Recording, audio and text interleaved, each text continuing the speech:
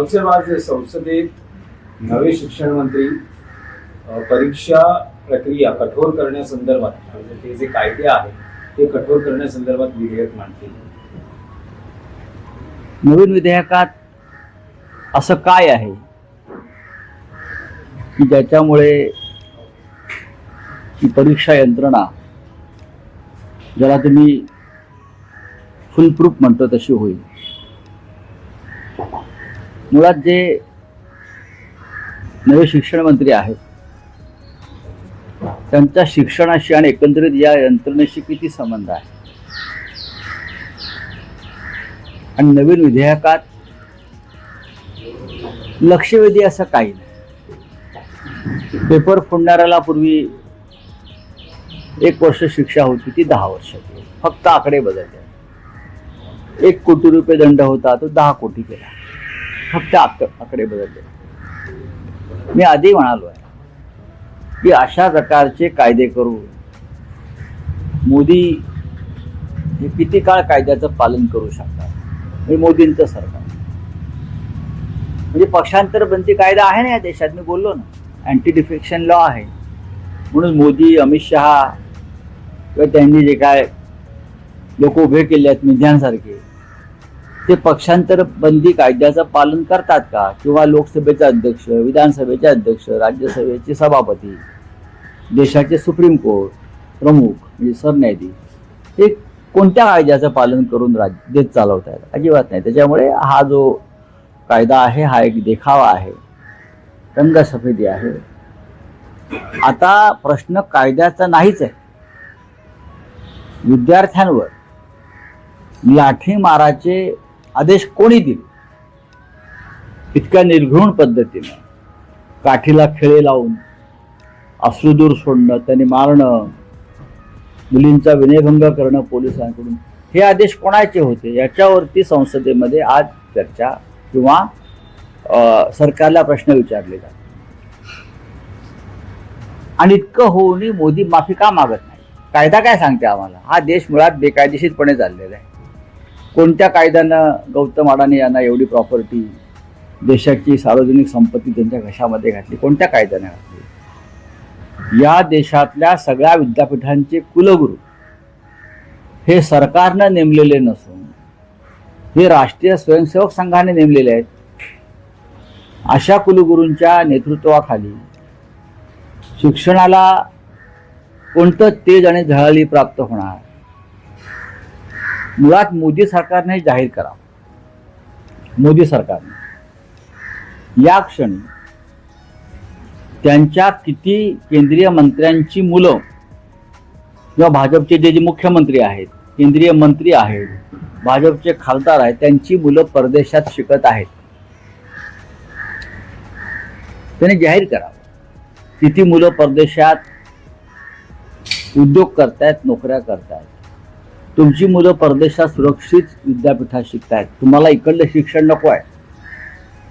आणि आमच्या मुलांना किंवा गरिबांच्या मुलांना तुम्ही इथे शिक्षण घेण्याचा, तुम्ही जी काय अभ्यास पद्धती बनवलेली आहे संघाच्या दृष्टिकोनातून, इथे शिकावं असं म्हणताय का? आधी तुमची मुलं इथे शिकायला आणा. त्यांना हा कायदा लागू करा. जो काय तुम्ही करताय त्यांनाही शिक्षण पद्धती लागू करा. केंद्रीय मंत्रिमंडळातल्या बहुतेक सर्व मंत्र्यांची मुलं ही परदेशात शिकतात, परदेशी विद्यापीठात शिकतात. आणि आमची मुलं सगळ्यांची ही या बोगस शिक्षण पद्धती गेल्या 10 वर्षाची निर्माण झाली आहे संघाच्या माध्यमातून, तिथे शिक्षण घ्यायचं हे थांबलं पाहिजे. झाल्यानंतर आता एमपीएससीचा औषध निरीक्षण एक पहिला राष्ट्रीय स्तरावरचा मुद्दा आहे की पंतप्रधान नरेंद्र मोदींनी काल नंदन नीलेकणींच्या अध्यक्षतेखाली एक टास्क फोर्स स्थापन केला आहे. देशातली शिक्षण यंत्रणा ही आधुनिक केली जाणार आहे. तुमचं या नाही, मुळात या देशाची शिक्षण पद्धती ही पंडित नेहरूंच्या काळापासून आधुनिकच आहे. त्या शिक्षण पद्धतीचं वाटोळं करण्याचं काम गेल्या 10 वर्षात झालं. पंडित नेहरू असतील, इंदिराजी असतील, राजीव गांधी असतील, हे आधुनिक विचारसरणीचे नेते होते. मनमोहन सिंग असतील, तुम्ही ही आधुनिकता मारून तुम्ही भारताला पुराण किंवा महाभारत काळातल्या शिक्षण पद्धतीत नेलं. याबद्दल तुम्ही आधी देशाची माफी मागायला पाहिजे. ती निलकणीनं आणलं वगैरे सोडून द्या. तुम्ही मुळात या देशामध्ये तंत्रज्ञानाचं युग हे काँग्रेसने आणलंय, नेहरूंनी आणलंय, ते राजीव गांधीपर्यंत, मनमोहन सिंगांपर्यंत मान्य करतो. हे सर्व सुशिक्षित प्रधानमंत्री होते ज्यांना शिक्षणाविषयी आस्था होती आणि देश आधुनिकीकरणाच्या मार्गावरून जावा आणि एक पिढीनं हे आधुनिकीकरण आत्मसात करावं, त्यासाठी त्याने IIT, IIM स्थापन केल्या. तुम्ही काय केलं? गोशाळा. काय तुम्ही मुलांना पकोडे तळायला सांगताय, तुम्ही मुलांना चहा विकायला लावताय, तुम्ही मुलांना गोशाळा स्थापन करून सरकारी अनुदानावर शेण गोळा करायला सांगताय, तुम्ही गोमूत्र गोळा करायला सांगताय. हे कसं काय? याच्यामध्ये आता निलकणी काय करणार आहे? काय करतील? काय करू शकतात? तोपर्यंत मोदी सत्तेवर राहतील का? मोदी सत्तेवर राहत नाहीये तोपर्यंत. त्याच्यामुळे त्यांनी एकतर राजीनामा दिला पाहिजे. आणि जसं मनमोहन सिंग यांना नरसिंह राव यांनी अर्थमंत्री केलं बिगर राजकीय व्यक्ती, तसं मिस्टर मोदी यांनी हे जे काय संघाचे स्वयंसेवक नेमतायत ना शिक्षण मंत्री म्हणून, त्यांच्याऐवजी मग निलकणींना करा ना शिक्षण मंत्री. असे अनेक लोक आहेत, अनेक लोक आहेत. गेला बाजार तुम्ही देवेंद्र फडणवीस यांचा विचार करताच आहात. योग्य व्यक्ती आहे देवेंद्र फडणवीस आणि त्यांनाच केलं जाईल. मी ठामपणे सांगतोय. ते किती नाही म्हणाले तरी ते शिक्षण मंत्री आहेत. नाही, फडणवीस म्हणतात की मी मुंबईतच आहे आणि महाराष्ट्रातच आहे, मी कुठेही जाणार नाही. असं आहे की ते त्यांच्या हातात नाही ना कुठे राहणं. डेप्युटी CM पद स्वीकारणं हे त्यांच्या हातात नव्हतं ना. जेव्हा कमिशनरचा हवालदार केला ना कमिशनरचा, जेव्हा मोदी आणि शहांनीच त्यांना आदेश दिले हवालदार व्हा म्हणून किंवा जमादार व्हा म्हणून. त्याच्यामुळे त्यांच्या हातातच नाहीये ते. भारतीय जनता पक्षात स्वाभिमान किंवा मेरिट आहे कुठे? पण या देशाचा शिक्षण मंत्री जर मेरिटवर करायचा असेल तर मोदींच्या मनामध्ये या क्षणी देवेंद्र फडणवीस यांचंच नाव चालू आहे. आम्ही मनकवडे आहोत असं समजा. तुम्ही माफी मागा म्हणताय, मात्र धन्यवाद मोदीजी असा कार्यक्रम आखलाय भाजपने या सगळ्या कशा करता धन्यवाद कशा करता? काय म्हणून? नाही काय असं केलं की कुठला ऐतिहासिक निर्णय? अच्छा म्हणजे राजीनामा घेणं गरजेचं होतं आणि त्या राजीनाम्यासाठी हजारो विद्यार्थ्यांनी त्याग आणि बलिदान केलं. 20 मुलांनी आत्महत्या केल्या, त्यांनी बलिदान केलं. शेकडो मुलींचा विनयभंग झाला जंतर मंतरला, शेकडो मुलांची डोकी फुटली, मुलींची डोकी फुटली, उपोषण करावं लागलं सगळ्यांना. याच्याबद्दल ते धन्यवाद म्हणतात, त्याच्याबद्दल मी त्यांना धन्यवाद म्हणतो. राहुल गांधींनी आता पत्र लिहिले पाहिलं मी की याची जबाबदारी निश्चिती व्हावी आणि याची जबाबदारी फक्त नरेंद्र मोदी आणि अमित शहावरच आहे. राज्यकर्ते कोण आहेत? दिल्लीचे पोलीस आयुक्तांना आदेश कोण देतं? दिल्ली हा केंद्रशासित प्रदेश आहे, युनियन टेरिटरी आहे. तिथे फक्त केंद्र सरकारच्या गृह खात्याचाच हुकूम चालतो, बाकी कोणाचा नाही. पण फडणवीस असं म्हणतायत की उद्धव ठाकरेंना डायलॉग बाजी चांगली जमते, उत्तम आहे. पण त्यांच्या मोदीला काय जमतं? काही परिणाम मोदींना का? मोदींच्या डायलॉग बाजीचा किती परिणाम झाला? मोदी हे मोठे स्क्रिप्ट रायटर, म्हणजे मोदीला स्वतःचं स्क्रिप्ट पण तयार करता येत नाही. त्यांचं स्क्रिप्ट टेलिप्रॉम्प्टरवर येतं, त्यांना मोबाईल पण पकडता येत नाही. त्या मुलांनी दाखवलं जंतर मंतरवरती सगळं त्यांची त्यांची काय धोतर सोडलेलं आहे, नाडा सोडलेला आहे, ते मुलांनी सगळं दाखवलं. लहान मुलांनी आम्हाला डायलॉग बाजी जमते. पुढे बोला, आम्ही सुशिक्षित लोक आहोत, आम्ही एक वृत्तपत्र चालवतो, आम्ही एक साप्ताहिक चालवतो, व्यंगचित्र. तुम्ही काय करताय? कधी हातात विद्यार्थ्यांनी त्यांना एक जल्लोष किंवा आनंद साजरा करण्याची संधी दिली असंही ते म्हणत आहे. हो, पण आम्ही सुद्धा मुलांना न्याय दिला ना. जल्लोष मुलंही करतात, आम्ही करतोय. तुम्ही मुलांची डोके फोडली, तुम्ही मुलींचे कपडे फाडले. संस्कारातला फरक आहे त्यांच्यातल्या आणि आमच्यात. तुम्ही मुलींचे कपडे फाडलेत भर रस्त्यावर, वस्त्रहरण, द्रौपदीचं, बहिणींचं, लाडक्या बहिणींचं. तुम्ही मुलांची डोकी फोडली, तुम्ही मुलांचं अन्न पाणी बंद केलं, बरोबर. तुम्ही मुलांना तुरुंगात टाकलं. आम्ही मुलांच्या बरोबर जल्लोषात सामील झालो. ही मुलं तुम्हाला जल्लोषात सामील करून घेतील का? नाही, अजिबात नाही. जाऊन बघा जंतर मंतरला अजून काय चाललंय ते. पण एकनाथ शिंदे असं म्हणतात जनता की पार्टीच्या जो काही हा आंदोलनाच्या आधी विजयोत्सव किंवा जल्लोष साजरा झाला, बेगानी शादी में अब्दुल्ला दिवान. ठीक आहे, आम्ही बेगाने शादीमधले अब्दुल्ले असू. तुम्ही कुठे आहात?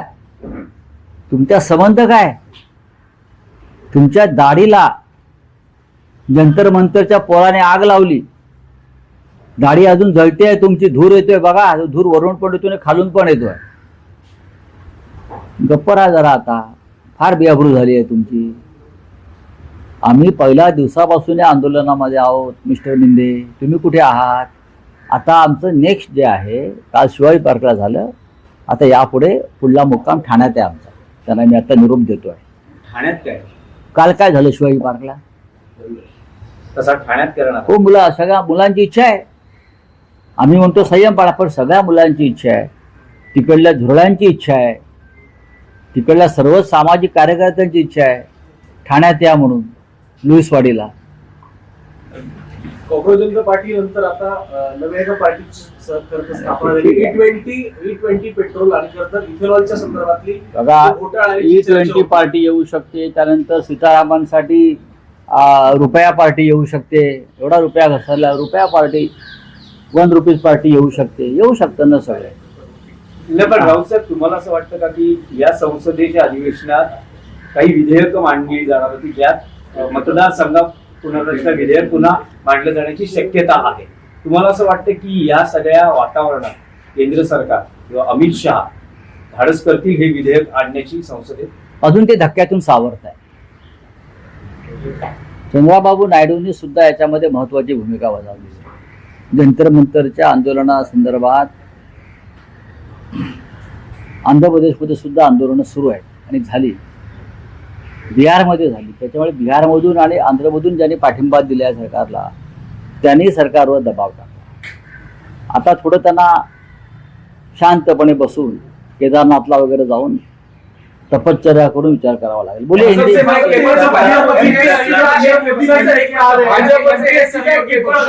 या आंदोलन काळामध्ये भाजपपासून अलिप्त राहिले. शिवसेना असेल, राष्ट्रवादी असेल किंवा चंद्रबाबू असतील, हे भाजपपासून अलिप्त राहिले असं वाटतं? अलीकडे यांची हिंमतच नव्हती ना मुलांच्या विरुद्ध जाण्याची. भाजप एकटा पडला असं वाटतं? नक्कीच. भाजपमध्ये 2 गट आहेत या आंदोलनावरून. आता तुम्ही पाहिलं असेल की आसाम मधल्या एका मंत्र्यांच्या मुलीनं आंदोलनात भाग घेतला. त्यानंतर भुवनेश्वरच्या खासदार सारंगी अपराजिता, मला वाटतं, त्यांची मुलगी आंदोलनात सहभागी झाली. तिच्यावर दबाव आला. तिने जी एक पोस्ट टाकली मुलांच्या बाजूने, ते काढण्यासाठी. ज्याने हा दबाव टाकला त्यालाच तिने एक्सपोज केलं की माझ्यावर दबाव आलाय. आता हे घरातच चाललंय भारतीय जनता पक्षाच्या. चलिए बोलिए. एमपीएससीचा पेपर बोलला है. हाँ, बोलिए. ये मोदी नया बिल लेके आ रहे हैं, क्या इससे नया भरोसा आ सकता है? अरे कौन सा बिल लेके आएंगे नरेंद्र मोदी जी बच्चों के लिए? बच्चों के लिए एक नई बात कौन सा है? एक पेपर लीक के बारे में एक बिल आ रहा है. इसमें नई बात क्या है? पहले 1 साल की सजा थी, अब 10 साल की कर दी. पहले 1 करोड़ का जुर्माना था, अब 10 करोड़ कर दिया. यही बात है, और क्या है? मुझे बताइए नई बात क्या है इस देश? क्या मोदी और अमित शाह किसी कानून से देश चलाते हैं, या सुप्रीम कोर्ट कानून को मानता है, चुनाव आयोग कानून को मानता है? पूरी तरह से बेईमान तरीके से देश चल रहा है. यहाँ कानून का राज नहीं है. तो नए कानून बनाकर आप क्या करो? एंटी डिफेक्शन लॉ है ना, फिर भी MP MLA को तोड़ देते हैं, पार्टियां तोड़ देते हैं. ये सभी को एंटी डिफेक्शन लॉ के 10th शेड्यूल में मान्यता नहीं है, फिर भी गैर कानूनी तरीके से ये लोग पार्टियां तोड़ रही है. तो पेपर लीक, कितना भी कठोर कानून बनाइए, मोदी जी की सरकार में आरएसएस के लोग जो शैक्षणिक संस्थानों पर बैठे हैं वो पेपर लीक करने वाले